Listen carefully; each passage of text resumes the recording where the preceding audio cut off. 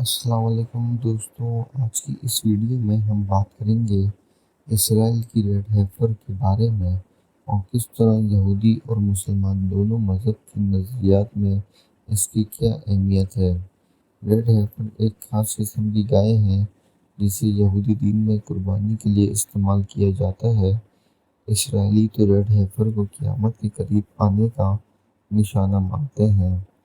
اس کے قربان کرنے کے بعد اسرائیلی عوام کو پاک کرنے کی ترتیبات کا آغاز ہوتا ہے۔ یہودی مذہب میں ریڈ ہیفر کی قربانی کو اہم مانا جاتا ہے۔ ان کے مطابق ریڈ ہیفر کی قربانی کے بعد دنیا کی انتہائی دورانیہ یعنی قیامت کے قریب ہے۔ اس کے بعد اسرائیلی عوام کو پاکیزہ طور پر سنجیدہ مذہبی انعامات کیا جاتا ہے تاکہ وہ تیاری کر سکیں اپنے مسیح کی محض آمد کے لیے۔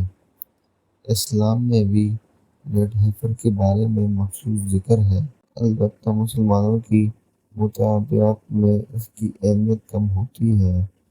قرآن مجید میں ریڈ ہیفر کی قربانی کے بارے میں اظہار نہیں کیا گیا، لیکن اس کی ذکر کئی احادیث میں موجود ہے۔ مسلمانوں کا اعتقاد ہے کہ قیامت کے دن ایک ریڈ ہیفر کی پیدائش ہوگی جو دنیا کی بھلائی کے لیے استعمال ہوگی۔